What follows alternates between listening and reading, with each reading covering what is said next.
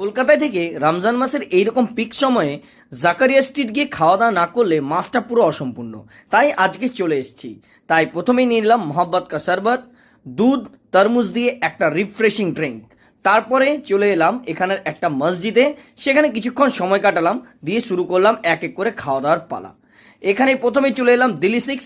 এই রেস্টুরেন্টের নাম আমি অনেকদিন আগের থেকে শুনেছি, তাই এখানে গিয়ে এদের একটা ফেমাস একটা চিকেনের একটা রেসিপি আছে, সেটা হচ্ছে আফগানি চিকেন, সেটা ট্রাই করলাম। বিশেষ কিছু না, ক্রিম বাটার আর ওদের স্পেশাল মশলা দিয়ে মাখিয়ে দিয়ে দেওয়া। তারপরে এখান থেকে নিলাম কাশ্মীরি তন্দুরি রুটি, সেটা দিয়ে দুটো একেবারে জমে গেল ব্যাপারটা। দিয়ে এখানের আরেকটা খুবই ফেমাস রেসিপি আছে পরাঠা আর হালুয়া। এত বড় সাইজের পরাঠা আর হালুয়া দিয়ে খেতে জাস্ট দারুণ। দিয়ে এখানে ট্রাই করলাম মাটন হালিম। মাটন হালিমটা খেতেও দারুণ ছিল। শেষে গিয়ে খেলাম একটা ফালুদা, দিয়ে সবাই মিলে বাড়ি ফিরে এলাম।